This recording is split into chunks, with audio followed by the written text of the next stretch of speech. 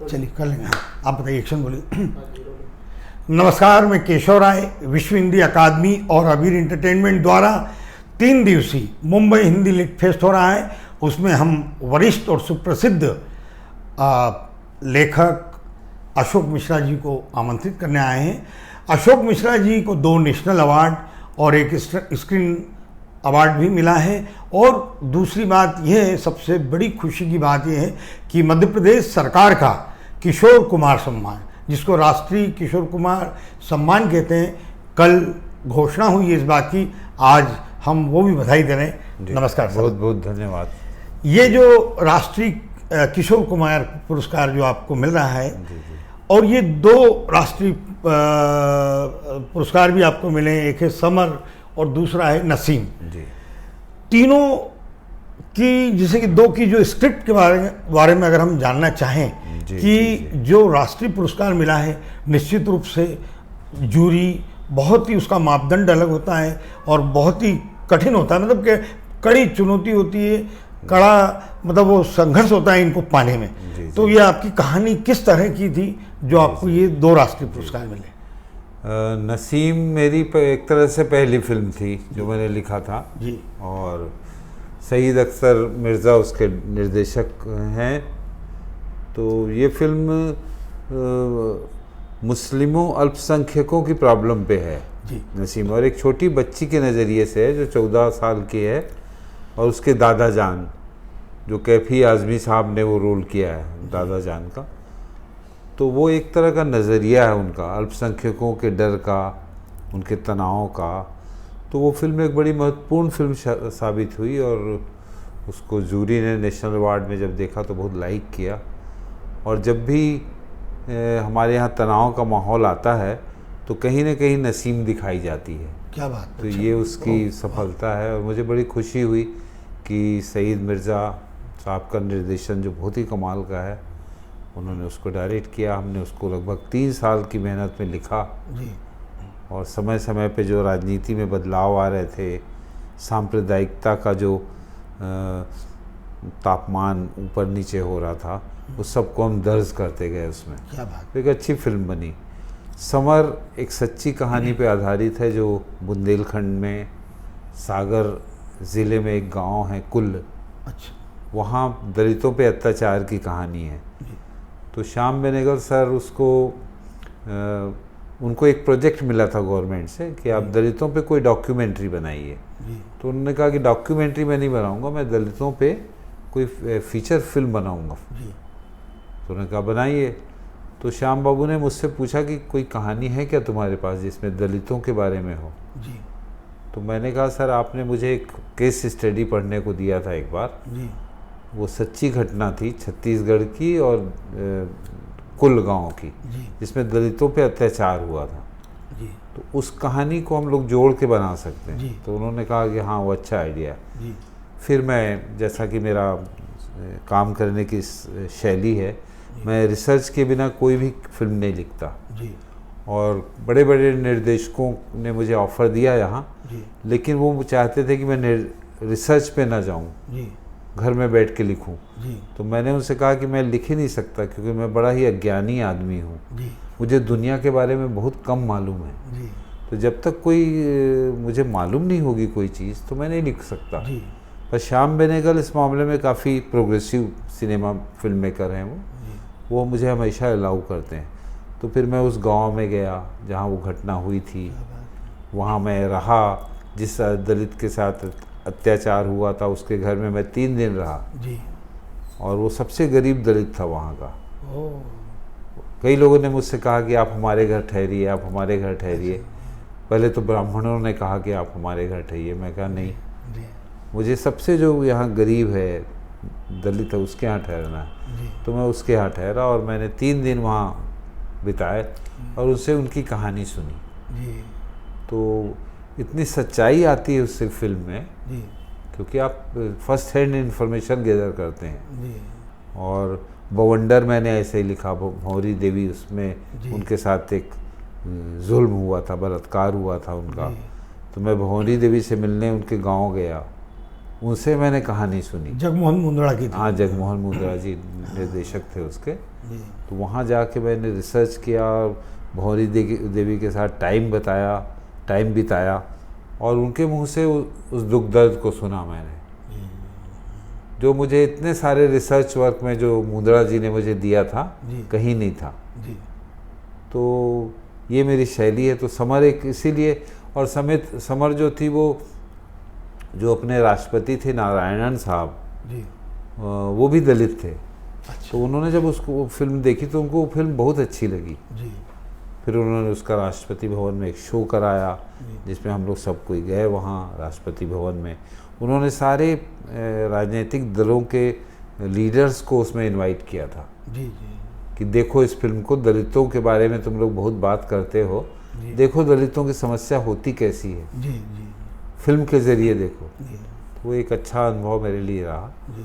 और श्याम बेनेगल का निर्देशन, वो बड़े समझदार निर्देशक हैं, राजनीतिक रूप से सजग हैं। तो उनके साथ मुझे अच्छा अनुभव हुआ है दोनों फिल्मों का, जी। जी। नसीम का और समर का। ये कमर्शियल सिनेमा और पैरेलल सिनेमा की बात अगर हम करें जी जी जी। तो कमर्शियल सिनेमा में भी एक से एक हिट फिल्म देने वाले निर्देशक जी जी जी। कई तो अंत तक इंतजार करते हैं कि उनको राष्ट्रीय पुरस्कार मिल जाए, लेकिन वो नहीं मिल पाता है। जी जी जी। और एक तरफ आपकी कहानी को मिलता है, तो कहीं ना कहीं ये समाज को, देश को, परिवार को जोड़ने वाली या प्रेरणादायी स्टोरी होती है, जी जी, उन्हीं को मिलता है। देखिए कहानी तो हमेशा कोई मतलब होना चाहिए कहानी का, जी। और वो ज़िंदगी से जुड़ी हुई होना चाहिए। हवाई कहानियाँ जो होती हैं, जो हमारा कमर्शियल सिनेमा बहुत बनाता है, जी। तो वो कहीं आदमी के दिल को छूती नहीं है। जी। पहले की फिल्में आप देखेंगे अगर ज़रा, तो जो कमर्शियल फिल्में हैं सक्सेसफुल उस ज़माने की, जी। चाहे मदर इंडिया हो या सुजाता, बंदनी, नया दौर, पैगाम, ये सब अपने समाज से जुड़ी हुई कहानियों की फिल्म है ये। जी। मदर इंडिया किसान पे अत्याचार की फिल्म है, जी। पैगाम मजदूर आंदोलन पे फिल्म है, जी। सुजाता अछूत प्रॉब्लम पे है। अरे वाह, क्या तो ये लोग अपने देश की समस्याओं को फिल्म में ढालते थे। जी। धीरे धीरे फिल्म हवाई होने लग गई, अच्छा। जिसका कहीं सिर पैर नहीं होता। वो कहाँ के लोग हैं जो हीरो हीरोइन होते हैं, वो क्या काम करते हैं नहीं मालूम, उनके पास करोड़ों रुपए कहाँ से आते रहते हैं, क्या होता है वो। तो ये शुद्ध इंटरटेनमेंट की फिल्म होती हैं वो। जी। लेकिन इंटरटेनमेंट करना भी बहुत अच्छा काम है। कोई ज़रूरी नहीं कि आप हर फिल्म में संदेश ही दें, मैसेज ही दें, जी। समाज उद्धार की ही बात करें, कोई ज़रूरी नहीं है। अगर आप अच्छा मनोरंजन दे सकते हैं, मगर ज़्यादातर हमारी कमर्शियल फिल्में मनोरंजन भी अच्छा नहीं देती। अच्छा। दुख इसका होता है। जैसे मुझे गोविंदा और ये इन लोगों की फिल्म बड़ी पसंद आती थी। कादर दिन खान भर हंसाते हैं। हंसाते तो थे 2 घंटे। अच्छी बात है। कादर खान के डायलॉग होते थे ऐसे, हम लोग को मज़ा आता था, सबको दर्शकों को मज़ा आता था। क्या बात। तो ये डेविड धवन, गोविंदा, इन लोग की जो थी, तो काफ़ी अच्छा काम करते थे। या दीवार है, जंजीर है, कमाल की फिल्में हैं हमारे समय में बनी हुई। जी। बाद में भी कुछ बहुत अच्छी फिल्में बनी हैं, न्यूटन है, जी। कोर्ट है। अच्छी फिल्में हमेशा बनती रहेंगी। जी। और जो आर्ट फिल्म और पैरेलल फिल्म जैसी कोई बात नहीं होती। हर फिल्म में आर्ट होता है, चाहे वो कमर्शियल हो चाहे वो आर्ट फिल्म हो। जी। और हर फिल्म के साथ व्यवसाय जुड़ा हुआ हो, चाहे आर्ट फिल्म क्यों ना हो। जी। तो दोनों को ध्यान में रखना पड़ता है। जैसे सत्यजीत रे क्या हैं, सत्यजीत रे को अगर आप कहते हैं आर्ट फिल्म वाले हैं वो, जी। नहीं। सत्यजीत रे की फिल्में जब बंगाल में रिलीज़ होती थी तो सालों हाउसफुल रहती थी जी। बंगाल में, क्योंकि बंगाली में बनाते थे वो, और उस समय हिंदी सबटाइटल होते नहीं थे, नहीं तो पूरे देश में हाउसफुल होती वो। सही बात। तो वो तो कमर्शियल फिल्म हुई है ना। आप सर एनएचडी से हैं, तो एनएचडी में जब आप थे तो शुरू से आपका एक उद्देश्य था कि स्क्रीन प्ले राइटर या संवाद लेखक ही बनना है? नहीं, मैं यहाँ आया था निर्देशक बनने। अच्छा, ठीक है। लेकिन जब मैं यहाँ आया तो मैंने देखा कि निर्देशक बनने के, क्योंकि मैं एनएचडी से पास होके आया था और वहाँ ड्रामा की ट्रेनिंग होती है, जी। तो मैंने यहाँ आया और आते साथ मुझे एक फिल्म डायरेक्ट करने का ऑफ़र मिला। अच्छा। लेकिन मैंने प्रोड्यूसर से ये कहा कि यार सिनेमा जो है वो टेक्निकल मीडियम है, जी। मैं इसके बारे में जानता नहीं हूँ, जी। तो मैं इसको अगर डायरेक्ट करूँगा तो आपके पैसे डूब भी सकते हैं। अरे, इतना स्पष्ट तो कोई बताता हाँ, नहीं है सर, क्योंकि मुझे बल्कि मालूम पार्टी को अंदर करते हैं यहाँ तो। हाँ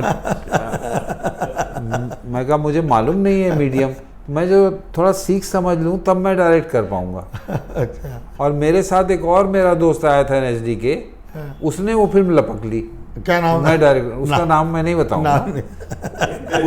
उसने कहा कि मैं डायरेक्ट कर देता हूँ, उसको भी कुछ नहीं मालूम था, लेकिन मैंने अपनी सच्चाई फिल्म वाला वो बनी फिर? अब बनी रिलीज और हुई? ऐसी बनी यार। अच्छा, नहीं नहीं ऐसी बनी, कुछ भी हो गई वो। अच्छा ठीक है क्योंकि ऐसे नहीं होता ना, फिल्म बनाना एक टेक्निकल जानकारी होना ज़रूरी है उसका। जी। तो उसके बाद मैंने सोचा कि मैं अगर डायरेक्शन में काम करना चाहता हूँ यहाँ, तो मुझे असिस्टेंट डायरेक्टर बनना पड़ेगा। क्या बात। और वो भी 5वां असिस्टेंट डायरेक्टर बनो पहले, फिर चौथा, फिर तीसरा, फिर दूसरा, फिर पहला, फिर आप डायरेक्टर बनो, ऐसी सीढ़ी है यहाँ। तो मैं कहा इसमें तो मेरे सालों खप जाएंगे जी। असिस्टेंट डायरेक्टर बनते बनते। तो फिर मैंने तय किया कि यहाँ राइटर्स की बड़ी कमी है मुंबई में, तब भी थी, आज भी है, हमेशा रहेगी, दुनिया भर में रहेगी। तो मैंने कहा राइटिंग मैं करता हूँ, तो क्यों ना मैं राइटिंग करूँ, तो इससे मैं डायरेक्टर के साथ रहूँगा हमेशा, शूटिंग में भी चला जाऊँगा, एक आध रोल भी कर लूँगा, और मुझे समझ में आएगा सिनेमा मीडियम। तो मैंने डायरेक्शन का काम को स्थगित करके मैंने राइटिंग के काम को पकड़ा जी। और मुझे श्याम बेनेगल के साथ ही काम करने का शुरुआती मौका मिल गया। ये किससे संभव हो गया सर? मैं यहाँ जब आया तो मैंने कहा कि मैं किससे मिलूँ जी। तो श्याम बेनेगल की फिल्में मुझे अच्छी लगती थी जी। तो मैं कहा इन्हीं से मिलना चाहिए। तो मैं उनसे मिलने गया, वो भारत एक खोज बना रहे थे, तो मैंने अपने बारे में उनको बताया कि मैं थिएटर से हूँ, एनएचडी से हूँ, ये वो। बोले ठीक है आप कल से आ जाइए काम पे। क्या बात। तो मुझे तुरंत काम मिल गया। जी, वाह वाह। तो फिर भारत एक खोज मैंने लिखा, तो उसमें मुझे क्रेडिट भी बहुत अच्छा दिया उन्होंने। शुरू में ही 4-5 नाम जो आते थे उसमें मेरा भी नाम होता था। क्या नाम आता था उसमें टाइटल? अशोक मिश्रा, हिंदी आलेख। हिंदी आलेख। तो उसमें बसंत देव एक बहुत बड़े राइटर थे जी, उनका और मेरा नाम आता था। वो गीत लिखते थे, मैं हिंदी डायलॉग लिखता था। जी। तो वो एक बड़ा अच्छा अनुभव रहा मेरे लिए, वहीं से मेरी शुरुआत हो गई और फिर मैं कई निर्देशकों के साथ काम करता रहा इधर उधर। आपने राइटर बनने की बात कही सर, भारत में मान लीजिए 1 अरब या 135 करोड़ की जनता है, 30 करोड़ की जो जनता है, हर व्यक्ति ये दावा करता है कि मेरे पास कहानी है। हाँ। मेरी अपनी ज़िंदगी, मेरा अपना संघर्ष, मेरी सब कुछ है, मेरे ऊपर अगर फिल्म बने तो बहुत अच्छी बन सकती है, मेरे पास कहानी। जब लेकिन उससे बातचीत करते हैं क्या कहानी है, हाँ। तो 2 लाइन रहती है उसमें। हाँ। लेकिन उसको ये नहीं मालूम होता कि स्क्रीन प्ले और संवाद मेन बात हो, मुख्य बात होती है। जी। और आपने संवाद और स्क्रीन प्ले इन दोनों में ही काम किया है और दोनों की वजह से आपको राष्ट्रीय पुरस्कार मिला है और वो उसी लिए जाना है। तो क्या स्क्रीन प्ले या संवाद, इसके लिए आपने किस तरह की तैयारी की जो आज आपका इतना बड़ा मुकाम है, इतनी बड़ी प्रसिद्धि है, नाम है और आपको राष्ट्रीय पुरस्कार? जब मैं यहाँ आया तो मैं स्क्रीन प्ले के बारे में कुछ भी नहीं जानता था। ठीक है। और जब मैं यहाँ आया वो दौर था जब इसको बड़ा सीक्रेट रखा जाता था। मैं कई राइटर से यहाँ मिला, मैंने कहा भाई मुझे थोड़ा स्क्रीन प्ले के बारे में बताइए, तो उन्होंने कहा कि ऐसे थोड़ी बताया जाता है। अच्छा। जैसे कोई गुप्त चीज़ हो। हाँ। तो मैं बड़ा डिसअपॉइंट होता था। फिर अजीज़ मिर्ज़ा के साथ मैंने कुछ काम किया, भारत एक खोज का काम। थोड़ा शुरुआत में आपको अच्छे लोग मिल गए, सानिध्य अच्छा अच्छे लोग मिल गए। तो अजीज़ मिर्ज़ा सीरियल कर रहे थे तो मैं उनके पास गया, उन्होंने कहा कि ठीक है आप लिखिए हमारे साथ। बातचीत हुई हमारी कुछ देर, लिखिए।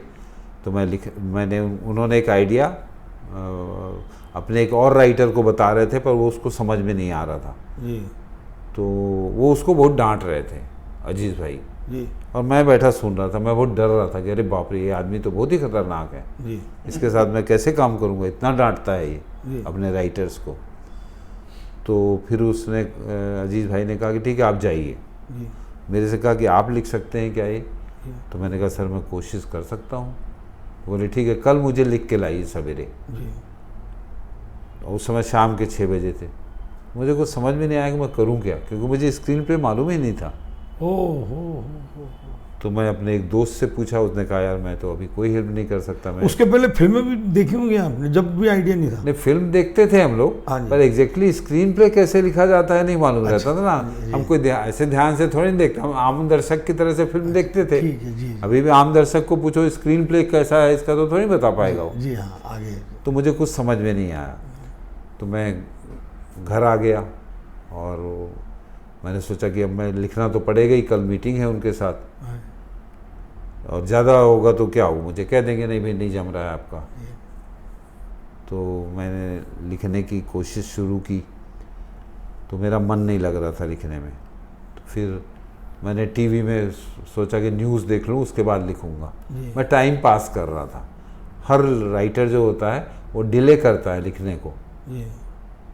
तो मैंने न्यूज़ देख ली, उसके बाद न्यूज़ के बाद देर रात की फिल्म में अनाउंस हुई, उसमें तारको वस्की की एक फिल्म सोलारिस दिखाई जाएगी, ऐसा अनाउंसमेंट आया। तो मैंने कहा यार ये सोलारिस की मैंने बड़ी तारीफ़ सुनी है और तारको वस्की की तारीफ़ सुनी है, देखा नहीं है, तो चलो थोड़ी देर देखते हैं। वो देखने में लग गया तो मुझे रात के 1-1:30 बज गए। मुझे सवेरे 9 बजे सुनाना था उनको। उसके बाद वो ख़त्म हुआ तो मैंने लिखना शुरू किया। मैं कहा जो भी अब लिख देते हैं। और क्या लिखा कैसा लिखा मुझे कुछ नहीं मालूम। सवेरे मैं 9 बजे उनके यहाँ पहुँच गया। ओह अच्छा अच्छा। तो वहाँ एक जमावड़ा बैठा हुआ था राइटर्स का, डायरेक्टर्स का। कुंदन शाह थे, सईद मिर्ज़ा, अजीज़ मिर्ज़ा, उनके असिस्टेंट जो FTII से आए थे। तो उनको देख के मैं डर गया थोड़ा सा, इतने सारे लोग। फिर मैंने कहा चलो देखा जाएगा, डरना क्या। मुझे खुद नहीं मालूम कि मैंने लिखा क्या है जी। तो खैर मैंने उनको सुनाया, उन सबको बहुत पसंद आया। फिर इतना पसंद आया कि वो मेरे दीवाने हो गए उन लोग। वाह। फिर अजीज़ मिर्ज़ा ने कहा इसके स्क्रीन प्ले पे हम लोग काम करते हैं। मैं कहा नहीं अजीज़ भाई बिल्कुल ठीक है, स्क्रीन प्ले ऐसे ही शूट करना है तो करिए। तो वो बेचारे थोड़े से वो हो गए, उन्होंने कहा कि ठीक है। लेकिन आप में इतनी हिम्मत कैसे आ गई सर? क्योंकि मैं उस समय एक तो शादीशुदा नहीं था। अच्छा। हाँ कि पहला मौका और अजीज मिर्जा के साथ और स्क्रीन प्ले पहली बार लिख रहे हैं, ना कोई अनुभव उसका, तो कोई मुझे डर नहीं ना था, अध्ययन उसका कोई, मुझे और ना मुझे मुंबई में टिकने का वो था आसार था कि मुझे यहाँ रहना ही है परमानेंट जी। तो मैं बड़ा मुंहफट था। अच्छा। मैं कहा नहीं मैंने जैसा लिखा है वैसे ही डायरेक्ट कीजिए। कमाल है साहब, आप तो बहुत बड़ी बात बोल दी आपने। कुंदन शाह मुझसे हमेशा कहते थे यार तू शादी कर ले, हाँ, तू बहुत झगड़ा करता है। जिम्मेदारी जवाबदारी आएगी तो समझौता करोगे, ठीक हो जाएगा तू। तो अजीज रहे हैं आप। जी। तो अजीज भाई ने मैं कहा सर ऐसे ही करिए इसको। तो बेचारे मेरे से बहुत प्रभावित थे उन लोग, तो उन्होंने उसको वैसा का वैसा शूट किया। अच्छा। और मुझे बड़ा फिर दूसरा एपिसोड और लिखवाया उन्होंने। तब मुझे लगा कि यार ये कह रहे थे स्क्रीन पे काम करना चाहिए, तो क्यों ना, उन्होंने कहा कि मैं कहा अजीज भाई इसके स्क्रीन पे काम करिए ना आप जी। तो बोले हाँ। तो फिर हम दोनों ने स्क्रीन पे काम किया, तो मुझे बड़ा समझ में आया कि क्या क्या है। फिर श्याम बेनेगल के साथ लिखने का मौका मिला तो उनके साथ स्क्रीन पे समझ में आया, सईद मिर्ज़ा के साथ समझ में आया। तो इन सब बातों की वजह से मेरी ट्रेनिंग बड़ी अच्छी हुई। क्या बात, बहुत बड़े निर्देशकों के साथ जब आप काम करते हैं तो आपकी ऑटोमेटिक ट्रेनिंग हो जाती है। तो वो एक सिलसिला चलता रहा। और फिर अब तो पढ़ना लिखना, फिर किताबें भी आ गई, इंटरनेट में बहुत सारी सामग्री है स्क्रीन प्ले राइटिंग के बारे में। तो उन सब की वजह से मैं कई जगह स्क्रीन प्ले राइटिंग वर्कशॉप करता हूँ, और यहाँ व्हिस्लिंग वुड्स में कभी कभी पढ़ाने के लिए जाता हूँ, FTII में जाता हूँ, NSD में जाता हूँ, और प्राइवेट वर्कशॉप्स करता हूँ। तो एक सिलसिला है। मुझे पढ़ाना भी बहुत अच्छा लगता है, टीचिंग भी अच्छा लगता है। बच्चों को मैं स्क्रीन प्ले सिखाया मैंने। 8वीं 9वीं क्लास के बच्चों को एक वर्कशॉप किया मैंने और स्क्रीन प्ले राइटिंग सिखाया। एक संगीतकार धुन बनाता है तो कई बार बहुत चिंतन मनन करता है, मंथन करता है, ऐसा वैसा। गीतकार भी कई बार लिखता है, फिर जमता नहीं, काटापेटी करता है। स्क्रीन प्ले आप जब लिखते हैं तो कई बार ऐसा हुआ होगा, कई पेजेस फाड़े होंगे आप? बिल्कुल, बहुत बार होता है। बहुत सारी चीज़ें, एक तो पहले ड्राफ्ट बनाते हैं, पहला ड्राफ्ट जो बड़ा क्रूड सा होता है जी। फिर उसमें से कई चीज़ जोड़ते हैं, कई चीज़ घटाते हैं जी। कई अच्छी चीज़ें काट देते हैं जी। जैसे मैं अच्छा अनुभव बताता हूँ कि सईद मिर्ज़ा की फिल्म जब नसीम मैंने लिखी जी। और उसका पहला ड्राफ्ट लिख के मैं लेके गया उनके पास, जी। तो मैं चूंकि ड्रामा से आया था, एनएसडी से आया था मैं, जी और नाटक लिखता था मैं, जी तो मैंने नाटक की तरह लिखा था वो, मुझे स्क्रीन प्ले के बारे में नहीं मालूम था। जी तो एक सईद ने मुझसे कहा कि देखो लिखा आपने बहुत अच्छा है, लेकिन इसमें डायलॉग बहुत ज़्यादा है। नाटकों में डायलॉग ज़्यादा होता है। नाटक में डायलॉग ही होते हैं ना, डायलॉग ही होते हैं। दृश्य उतने नहीं होते हैं। दृश्य सिनेमा में हज़ारों दृश्य होते हैं। जी ठीक है। तो उन्होंने कहा इसमें से आधे डायलॉग काट दो। ठीक है। तो मुझे बड़ी तकलीफ हुई क्योंकि हर डायलॉग बहुत बढ़िया था। वाह। फिर भी मैंने उसमें से आधे डायलॉग काट दिए। फिर मैं उनको सुनाया, उन्होंने कहा कि अब ये स्क्रिप्ट बढ़िया हो गई, लेकिन अभी एक काम और करना है आपको, इसमें से भी आधे डायलॉग काट दो। ओह, आपने सारे डायलॉग तुम्हारे बहुत अच्छे हैं, लेकिन मैं चाहता हूँ कि आधे डायलॉग और काट दो। अरे मैं कहा सर ऐसा मत करिए, जी यानी काटो तो तुम। तो फिर मैंने आधे और काट दिए। तो उसमें फिल्म में डायलॉग बड़े कम हैं, पर जो हैं वो बहुत कमाल के हैं। जी तो ये मैंने उनसे सीखा कि सिनेमा जो है, पटकथा जो है, वो संवादों का माध्यम नहीं है, वाह। वो विजुअल दृश्यात्मक माध्यम है। अच्छा। हाँ। दृश्यों को ज़्यादा एक्सप्लोर करना चाहिए पटकथा में। जी जी संवाद भी जरूरी होते हैं, जी पर तभी जरूरी होते हैं जब दृश्य से आप कोई बात न कह पा रहे हो। जी जी जी जी जी अंधेरी रात है, एक कार चली जा रही है, उसको एक लड़की चला रही है, सामने से एक ट्रक आता है, उसको टक्कर मार देता है, एक लड़का पीछे से मोटरसाइकिल में आ रहा है, वो दिखता है लड़की घायल है, लड़की को उठा के हॉस्पिटल ले जाता है, उसको स्ट्रेचर में लेटाता है। इसमें कहीं डायलॉग नहीं है, ये सिनेमा है। अच्छा, आपके साथ ऐसा नहीं हुआ, जैसे और भी लेखक होते हैं, कहानी, संवाद, स्क्रीन प्ले तीनों एक साथ होता है। जी जी। आपके साथ कहानी नहीं है, क्या कारण? कहानी भी मेरे साथ है, मैंने कहानी भी बहुत लिखता हूँ। जैसे कई बार मुझे ऐसा हुआ कि डायरेक्टर ने ही कहा कि इस आइडिया पे काम करो, तो डायरेक्टर अमूमन आइडिया देते हैं जिसको डेवलप करना पड़ता है। जी जैसे सज्जनपुर यही था, श्याम बाबू ने एक आइडिया दिया कि एक लेटर राइटर है जो लोगों की चिट्ठी लिखता है, बस। कहानी में उनका नाम आया, फिर कहानी में उनका नाम आया, जी पर आइडिया उन्होंने इतना ही दिया था जिसको डेवलप मैंने अपने मन से किया। जी जी। तो पटकथा और संवाद में मेरा नाम आया उसमें। अच्छा अच्छा अच्छा। तो ये ऐसा होता है, एक ये सामूहिक लेखन होता है ना। सिनेमा जो है ग्रुप का मीडियम है, जी जी। ये एक किसी आदमी का मीडियम नहीं है। टीम वर्क है, टीम वर्क। हाँ, वही। तो ये होता है, लेकिन उससे कोई और मैं कहानी भी लिखता हूँ फिल्मों के लिए। जी जी मेरी कहानी पे भी अभी फिल्म बनने वाली है। अच्छा। 2 कहानियों पे मेरी कहानियाँ हैं वो। जी जी। तो वो एक मौका होता है, संयोग होता है। और लेखकों के साथ हमने देखा है, पढ़ा है, सुना भी है कि स्क्रीन प्ले भी वही लिखते हैं, संवाद भी वही लिखते हैं, लेकिन जो निर्देशक है हाँ, वो उसका भी नाम फंसा देता है उसमें कि मेरा भी नाम साथ नहीं, में ये है। नाम फंसा। मैं तो जिनके साथ काम करता हूँ बड़े लोग हैं, महान लोग हैं। लेकिन आपके साथ ऐसा हुआ? नहीं, ऐसा कुछ दबाव इस किसी तरह का आया? नहीं नहीं। अगर जैसे मैं श्याम बेनेगल के साथ काम करता हूँ तो बहुत लिबरल हैं।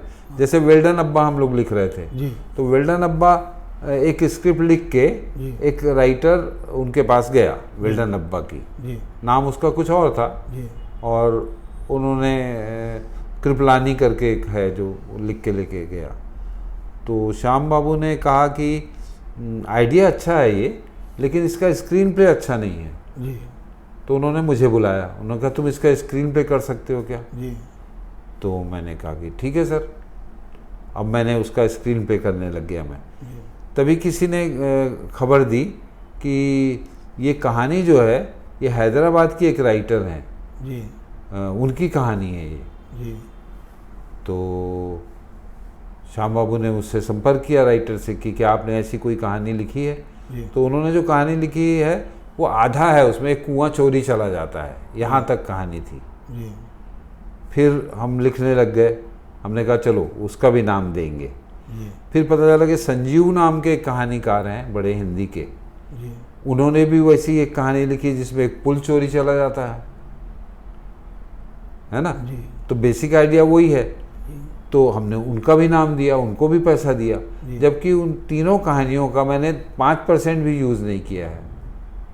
मैंने अपने मन से पूरा डेवलप किया है। आइडिया वही है कि एक कुआं चोरी चला गया है।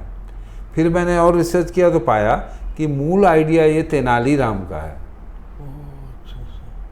कि तालाब एक चोरी चला गया था जो कहीं बना ही नहीं था। जी तो ऐसे आइडियाज़ बहुत सारे होते हैं जी। और कई तरह के अनुभव होते हैं लिखने के दरमियान। आपकी जो भी 12-13 फिल्में आई हैं जी। सब अलग हटकर हैं, अलग अलग विषय हैं जी। और यादगार हैं वो।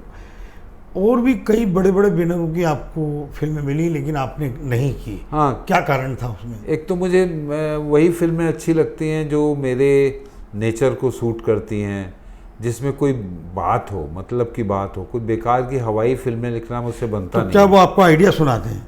हाँ, तो कुछ स्क्रीन आइडिया प्ले के लिए देते हैं। आपसे बात करते हैं। हाँ, जैसे मुझे एक बड़े डायरेक्टर ने यहाँ बुलाया और उन्होंने एक आइडिया सुनाया मुझे जी। कि हिंदुस्तान और पाकिस्तान 2 देश हैं।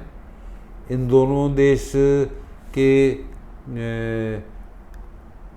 10% लोग एक दूसरे को जानते हैं या 15% लोग, जिसमें क्रिकेटर हैं, पॉलिटिशियन हैं और कुछ कल्चरल लोग हैं जो आते जाते हैं वहाँ, मेहंदी हसन, गुलाम अली, यहाँ के लोग वहाँ जाते हैं उन लोग, और कुछ व्यापारी हैं। जी। ये 10-15% लोग हैं जो एक दूसरे को जानते हैं, जो एक दूसरे के साथ खाते पीते हैं, बैठते उठते हैं, लेकिन लड़ते 95% लोग हैं जी। जो एक दूसरे को जानते ही नहीं। वाह वाह। ये आइडिया है, उन्होंने कहा। मैं कहा कमाल का आइडिया है, कि इसको आप डेवलप करिए, इसको कहानी बनाइए आप। तो मैंने कहा सर इसके लिए मुझे रिसर्च के लिए पाकिस्तान जाना होगा, जी। क्योंकि मैं अपने देश के बारे में तो जानता हूँ पर पाकिस्तान के बारे में नहीं जानता। मैं जी। टीवी के मार्फत जानता हूँ मैं, जो आधा झूठ होता है जी। है ना। तो अच्छा, वो उन्होंने कहा नहीं नहीं, रिसर्च के लिए मत जाइए, आप अपने अपने दिमाग से डेवलप करिए। जी। तो मैं कहा मैं अपने दिमाग से डेवलप कर ही नहीं सकता अगर मैं जानता नहीं किसी चीज़ को। जी। मैं कुछ भी थोड़ी लिख दूंगा भाई। अब आप कहें कि आप न्यूयॉर्क के बारे में लिखिए, अब मैं न्यूयॉर्क गया ही नहीं हूँ कभी, जी। तो मैं कल्पना से क्या क्या लिखूंगा, कितना गलत लिखूंगा मैं। जी। तो मैंने उनको मना कर दिया। उन्होंने कहा अरे आप हमारा रिक्वेस्ट मत ठुकराइए। मैं कहा आप मुझे जाने दीजिए, मेरी शर्त मानिए। जी। तो उसके लिए तैयार नहीं। ऐसे बहुत सारे लोग मिलते हैं मेरे को, जी। तो मैं कंफर्टेबल नहीं फील करता हूँ उनके साथ। एक सर, अगर हम पुराने वरिष्ठ लेखकों की बात करें, उनका स्क्रीन प्ले संवाद, और आज की युवा पीढ़ी की बात करें, तो कुछ 2-2, 3-3 नाम बताएंगे तो ज़रा अच्छा जी जी सीखने जी को मिलेगा आपसे। देखिए, पहले जो राइटर्स हुए उनकी एक अच्छी फौज थी, काफ़ी सारे राइटर हुए। जैसे अगर कमर्शियल आप लें तो B.R. चोपड़ा बहुत अच्छे राइटर थे, यश चोपड़ा बहुत अच्छे राइटर थे, और अपने ये सत्यजीत रे तो थे ही, कमाल के राइटर थे वो। और फिर कैफी आज़मी साहब, तमाम एक सलीम जावेद साहब, ये लोग बड़े पढ़े लिखे तालीम याफ्ता लोग थे। तो इन्होंने काफ़ी अच्छा लिखा, सिनेमा को बनाया और सिनेमा में डूबे रहते थे रात दिन। मंटो साहब। क्या अच्छा लेखक बनने के लिए स्क्रीन प्ले, डायलॉग, पढ़ा लिखा होना जरूरी, अनुभव के आधार पर नहीं हो सकता? अनुभव के आधार पे भी हो सकता है, लेकिन तालीम से आपको पता चलता है, अगर आप पढ़े लिखे आदमी हैं तो आपको पता चलता है कि कहाँ कहाँ क्या क्या काम हुआ है, क्या क्या कहानी कैसे कैसे कही जा चुकी हैं। तो उसके लिए पढ़ने से ज्ञान बढ़ता है, तो तय बात है। हम अपनी ज़िंदगी में जो कुछ कमाते हैं, जो कुछ नाम हासिल करते हैं, पैसा हासिल करते हैं, वो सब दिमाग से हासिल करते हैं। हमारे दिमाग से हर पल बहुत सारी चीज़ें निकल रही होती हैं, तो हमारा दिमाग खाली होता रहता है, उसको हमको भरना भी चाहिए। क्या बात, बहुत अच्छी बात, वाह। अगर हम भरेंगे नहीं उसको तो खाली दिमाग हो जाएगा हमारा। तो भरते आप कैसे हैं? पढ़ के या घूम फिर के, भ्रमण करना, यात्रा करना। जो हमारे कबीरदास, तुलसीदास, ये यात्रा करके ही ज्ञानी बने थे। गुरु नानक देव, ये घूमते रहते थे। आज की युवा पीढ़ी में या नई फिल्मों में जो युवाओं के हाथ में आज कमान है, उसमें आपको कौन लेखक, निर्देशक या फिल्म है? बहुत सारे हैं, जो 2-4 नाम। बहुत सारे हैं। जैसे कि आप अगर अब नए लेखकों में लें तो वरुण गौतम बहुत अच्छा लिखते हैं। फिर संजय चौहान एक राइटर हैं, बड़ा अच्छा लिखते हैं। अनुराग कश्यप खुद बहुत अच्छा लिखते हैं। फिर ऐसे बहुत सारे यंग लोग आ रहे हैं, जी, जो अच्छा सोच रहे हैं, अच्छा लिख रहे हैं, जो पढ़े लिखे हैं।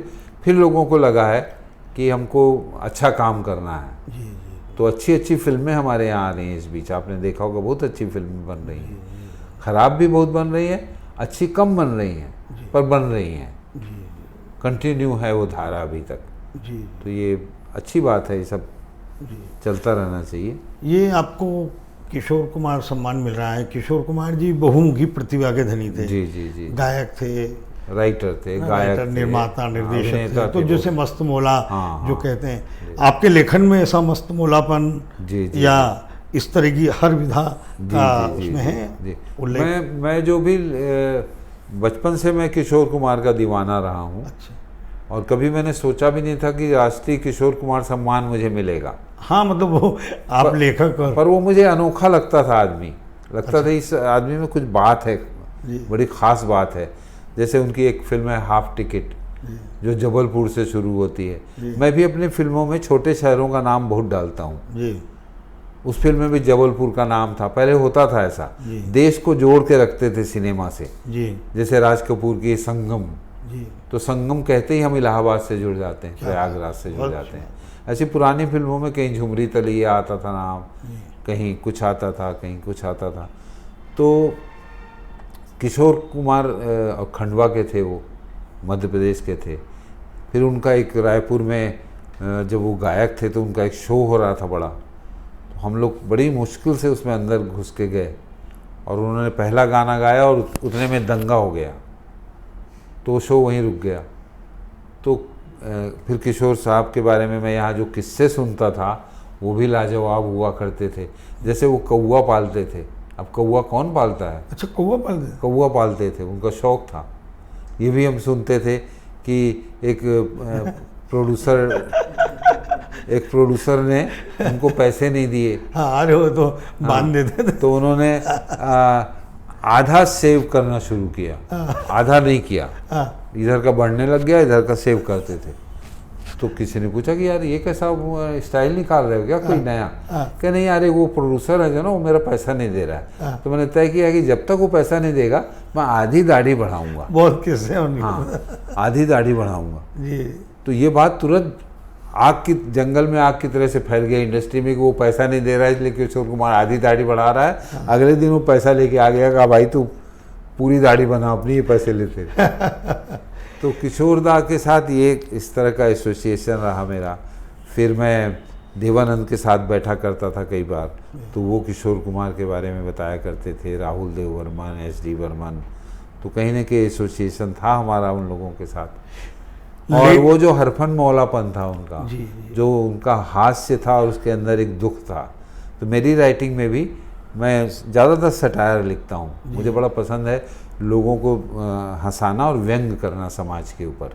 क्या बात। जो मैंने हरिशंकर परसाई, शरद जोशी, श्रीलाल शुक्ल के शागिर्दगी में सीखा है। तो मुझे व्यंग बड़ा पसंद है, हास्य बड़ा पसंद है। तो किशोर दा में वो चीज़ थी कि उनके अंदर एक करुणा भी होती थी और ऊपर से हंसाते भी थे, वो जैसा चार्ली चैपलिन में था। क्या बात। तो इसलिए किशोर दा को मैं नमन करता हूँ। अगर वो नहीं होते तो मुझे ये अवार्ड नहीं मिलता, न किशोर कुमार होते न किशोर कुमार सम्मान अवार्ड मिलता। तो मैं इसलिए बड़ा खुश हूँ, उनका अंतिम प्रश्न शुक्रगुजार।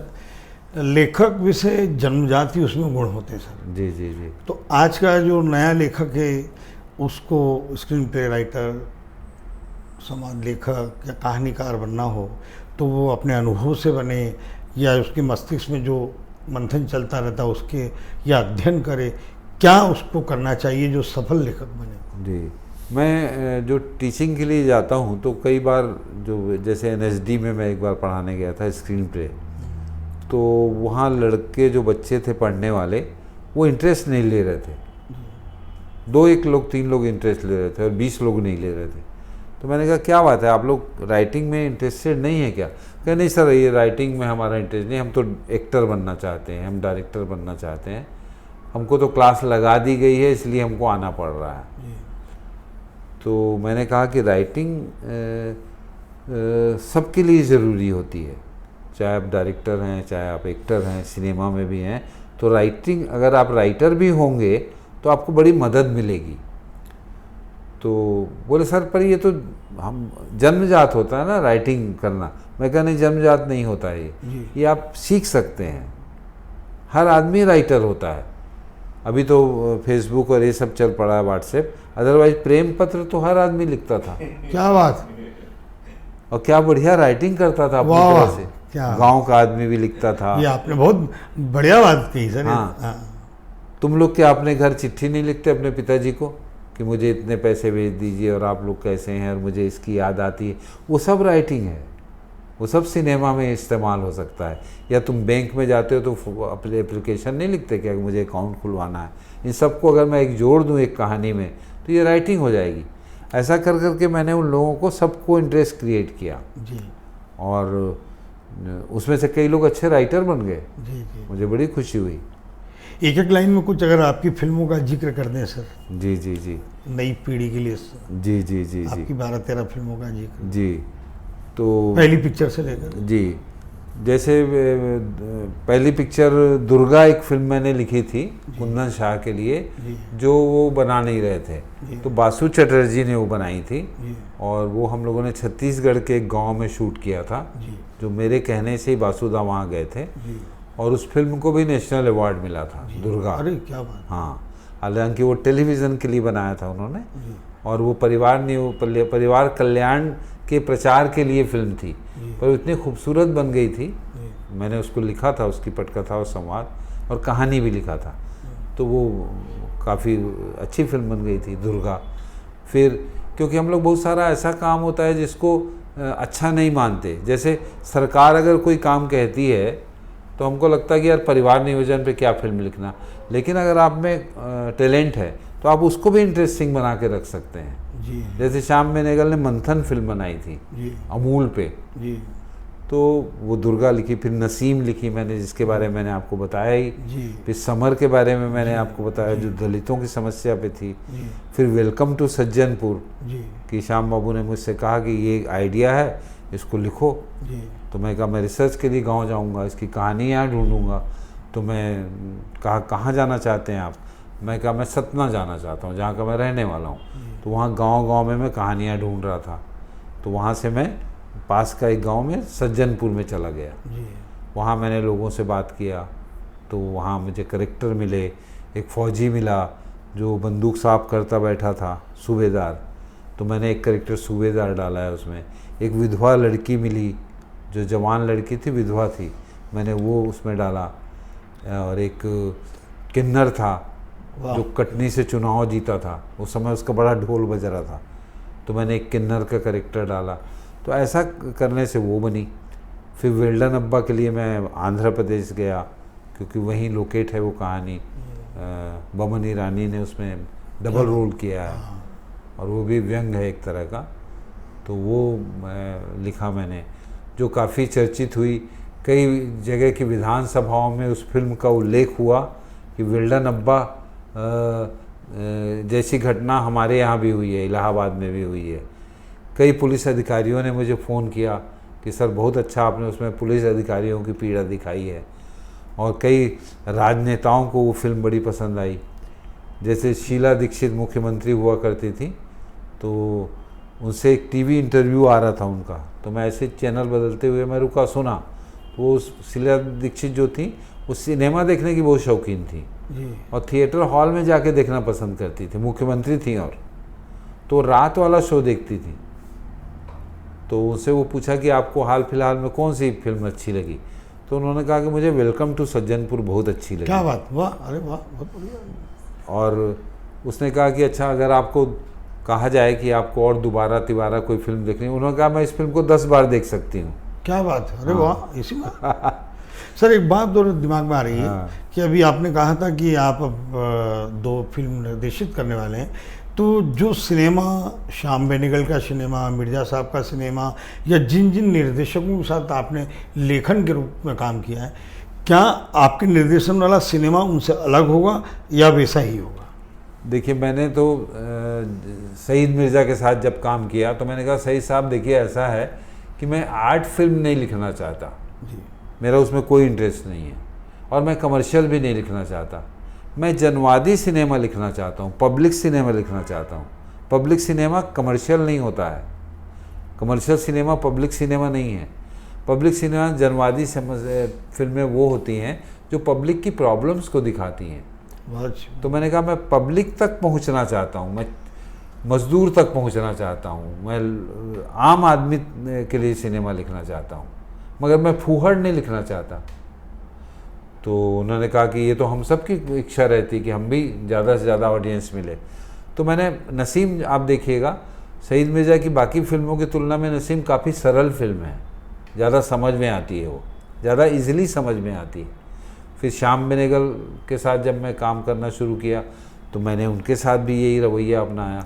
मैंने कहा श्याम बाबू मैं बहुत ही सरल लिखना चाहता हूँ, इंटेलेक्चुअलिज्म उसमें मैं नहीं डालना चाहता। बौद्धिकता ज़रूरी होती है पर लादना ख़राब होता है। क्या बात, बहुत और मैंने कहा कि जब वेल्डन अब्बा लिख रहा था तो मैंने उनसे कहा श्याम बाबू डबल रोल के बारे में आपका ख्याल है? डबल रोल बड़ा चलता है सिनेमा में और मेरा बड़ा मन है कि मैं डबल रोल की कहानी लिखूं किसी के। तो उन्होंने कहा कि मेरा भी मन करता है कि डबल रोल की कहानी लिखी जाए। तो मैंने उसमें बोमन ईरानी का डबल रोल रखा है, एक अच्छा भाई है, एक गंदा भाई है। तो मैं ये आम पब्लिक का सिनेमा लिखने में मुझे अच्छा लगता है। और मैंने निर्देशकों को भी, जिनके साथ भी मैं काम करता हूँ, उनको मैं कहता हूँ कि इसी तरह की फिल्में लिखो, व्यंग हो, हास्य हो, ह्यूमर हो, प्रेम कथाएं अच्छी होनी चाहिए। क्या बात। हमारे यहाँ प्रेम कथाएं अच्छी नहीं है। वेलकम टू सज्जनपुर में मैंने 3 प्रेम कथाएं लिखी एक साथ। क्या बात है सर। एक कंपाउंडर और विधवा का प्रेम चल रहा है, एक लेटर राइटर और कुम्हारिन का प्रेम चल रहा है, एक दिव्या दत्ता का प्रेम चल रहा है। बहुत बढ़िया सर, बहुत बढ़िया। सब प्रेम कथाएं हैं उसमें।